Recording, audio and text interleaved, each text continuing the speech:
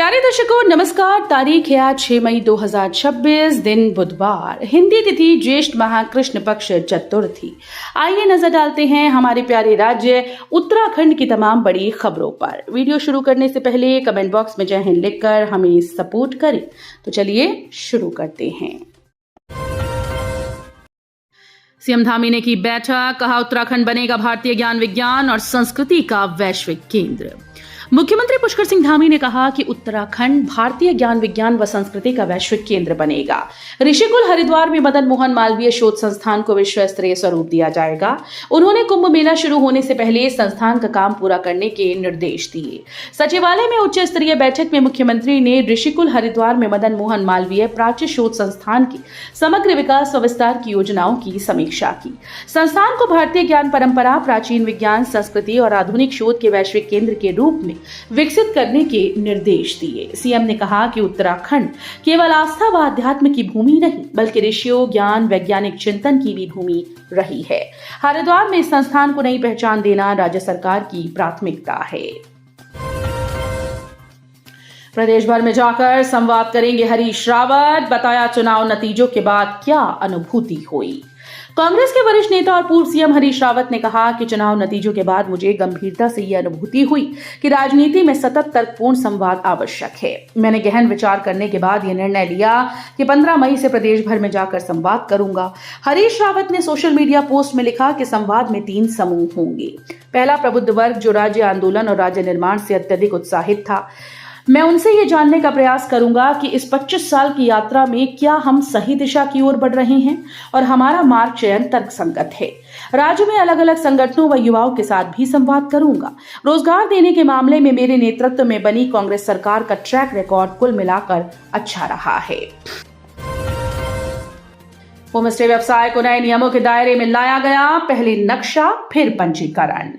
टिहरी जिले में तेजी से बढ़ रहे होमस्टे व्यवसाय को अब नए नियमों के दायरे में लाया गया। पर्यटन विभाग ने होमस्टे पंजीकरण के लिए नक्शा पास करना अनिवार्य कर दिया।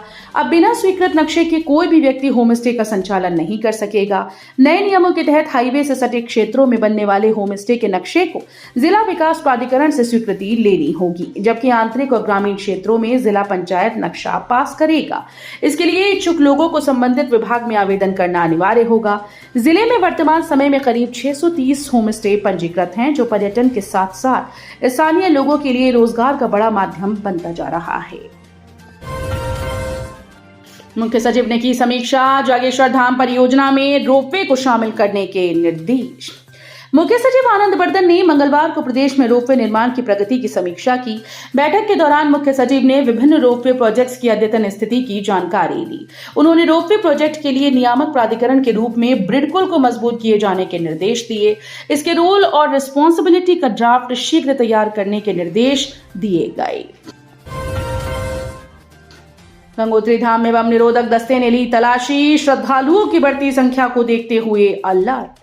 गंगोत्री यमुनोत्री में श्रद्धालुओं की बढ़ती संख्या को देखते हुए प्रशासन सुरक्षा व्यवस्था में जुट गया। बम निरोधक दस्ते ने गंगोत्री धाम में सघन चेकिंग अभियान चलाया।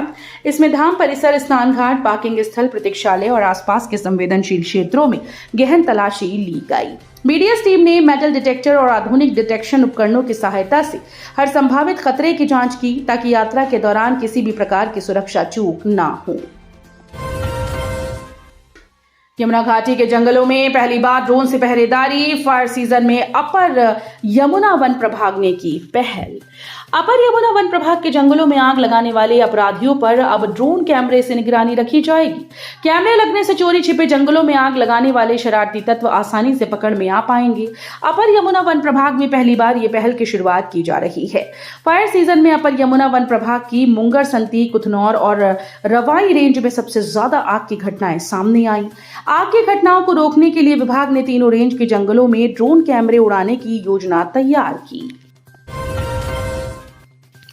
नंदा देवी राष्ट्रीय पार्क के ट्रैकिंग रूट्स पर ऑनलाइन होगा पंजीकरण, विभाग तैयार कर रहा पोर्टल। नंदा देवी राष्ट्रीय पार्क के अंतर्गत ट्रैकिंग रूट पर जाने के लिए अब ऑफलाइन पंजीकरण के लिए विभागीय कार्यालय के चक्कर नहीं काटने होंगे। अब इन जगह जाने के लिए ऑनलाइन पंजीकरण की व्यवस्था की जा रही है। नंदा देवी राष्ट्रीय पार्क प्रशासन की ओर से पंजीकरण के लिए पोर्टल तैयार किया जा रहा है। विभाग का दावा है कि 15 मई से पोर्टल पर पंजीकरण आरंभ हो जाएंगे। नंदा देवी राष्ट्रीय पार्क के अंतर्गत कई छोटे बड़े ट्रैकिंग रूट हैं। इनमें से कुछ गर्मियों में ही संचालित होते हैं, जबकि कुछ सर्दियों में भी खुले रहते हैं। उन ट्रैकिंग रूट पर जाने के लिए विभाग से अनुमति लेना अनिवार्य होता है। सॉफ्टवेयर डील के नाम पर 2.5 करोड़ की ठगी, कंपनी ने मानहानि और गोपनीय डेटा लीक करने की भी दी शिकायत। राजपुर थाना क्षेत्र में एक बड़ी कॉर्पोरेट ठगी और डेटा दुरुपयोग का मामला सामने आया। आईटी पार्क सहस्त्रधारा रोड स्थित एक डिजिटल मार्केटिंग कंपनी ने केरल और कर्नाटक के 4 व्यक्तियों समेत एक निजी कंपनी के खिलाफ 2.5 करोड़ रुपए की ठगी, मानहानि और गोपनीय जानकारी के दुरुपयोग की शिकायत दी। इस संबंध में राजपुर थाने में प्राथमिकी दर्ज कर ली गई। शिकायतकर्ता company Infomo digital media private limited के निदेशक राघवेंद्र अग्रवाल के अनुसार वर्ष 2020 में उनकी होल्डिंग कंपनी इन्फोमो ग्लोबल लिमिटेड के साथ आरोपियों ने नंटियम सॉफ्टवेयर बेचने का प्रस्ताव रखा था। शिक्षकों को अब ऑनलाइन मिलेगी छुट्टी, शिक्षा व्यवस्था में डिजिटल शासन को बढ़ावा। शिक्षा मंत्री डॉक्टर धन सिंह रावत ने कहा कि शिक्षकों को अब ऑनलाइन छुट्टी मिलेगी। इसके लिए उन्हें कार्यालयों के चक्कर नहीं लगाने होंगे। ये नई व्यवस्था शीघ्र ही विद्या समीक्षा केंद्र के डिजिटल मंच पर ऑनलाइन छुट्टी प्रबंधन मॉड्यूल के रूप में जोड़ी जाएगी। आयोग ने प्रवक्ता की 2 परीक्षाएं की स्थगित। 9 और 10 मई को थी तय, अब नई तिथि होगी जारी। उत्तराखंड लोक सेवा आयोग ने प्रवक्ता भर्ती की 2 परीक्षाएं स्थगित कर दी। अब इनकी नई तिथि जारी की जाएगी। आयोग ने पिछले दिनों जारी हुए परीक्षा कैलेंडर में भी इनका जिक्र किया था। आयोग के परीक्षा नियंत्रक जयवर्धन शर्मा की ओर से जारी आदेश के मुताबिक उत्तराखंड विशेष अधीनस्थ शिक्षा प्रवक्ता संवर्ग समूह ग सामान्य शाखा और महिला शाखा परीक्षा 2025 के तहत 9 मई को प्रवक्ता भौतिक शास्त्र और 10 मई को प्रवक्ता नागरिक शास्त्र की परीक्षा होनी थी।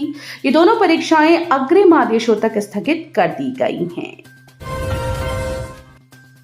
चमोली उत्तरकाशी पिथौरागढ़ में 48 जगह मलबा बहाव को लेकर संवेदनशील, निगरानी के दिए निर्देश। उत्तरकाशी पिथौरागढ़ चमोली में 48 ऐसे स्थान हैं जो कि मलबा बहाव को लेकर संवेदनशील हैं। इन स्थानों के पास जल निकासी मार्ग है। मुख्य सचिव आनंद बर्धन ने संबंधित जगहों के सर्वेक्षण, निगरानी और आवश्यक निवारक कार्य के निर्देश दिए। मुख्य सचिव ने सचिवालय में आयोजित बैठक में अधिकारियों को डिब्रिस फ्लो से संबंधित जोखिम आकलन पर किए जा रहे कार्यों की जानकारी दी।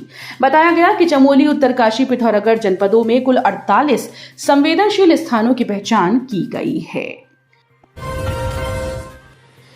गढ़वाल आयुक्त ने लिया व्यवस्थाओं का जायजा, कहा धाम में टोकन से ही श्रद्धालुओं को कराएं दर्शन।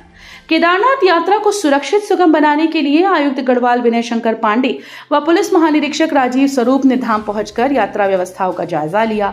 उन्होंने धाम क्षेत्र में संचालित व्यवस्थाओं का जायजा लेते हुए अधिकारियों को दिशा निर्देश दिए। इस दौरान आयुक्त व आईजी ने बाबा केदार के दर्शन के लिए लागू टोकन व्यवस्था की समीक्षा की और निर्देश दिए कि श्रद्धालुओं को कतारबद्ध तरीके से ही दर्शन कराए जाए। उन्होंने कहा कि शौचालयों की नियमित सफाई, पेयजल की उपलब्धता व पर्याप्त सफाई कर्मियों की तैनाती हो। उन्होंने कूड़ा निस्तारण की प्रभावी व्यवस्था बनाए रखने और धाम क्षेत्र में हो रही बर्फबारी के कारण फिसलन वाले स्थानों पर नियमित रूप से बर्फ हटाने, हेलीपैड पर यात्रियों की सुविधा के भी निर्देश दिए। किसान नेता के बेटे पर फायरिंग करने का मामला, 11 हमलावरों के खिलाफ एफआईआर दर्ज। भारतीय किसान यूनियन तोमर के राष्ट्रीय सचिव तालिब के पुत्र पर जानलेवा हमला करने के आरोप में पुलिस ने 11 आरोपियों के खिलाफ हत्या के प्रयास समेत अन्य धाराओं में प्राथमिकी दर्ज की। घटनास्थल की वीडियो पुलिस के कब्जे में है। हमलावरों की तलाश को संभावित ठिकानों पर पुलिस की दबिश जारी है। मामला आपसी रंजिश से जोड़कर देखा जा रहा है। तो ये थी उत्तराखंड की बड़ी खबरें। हम मिलेंगे अगले बुलेटिन में, तब तक के लिए धन्यवाद।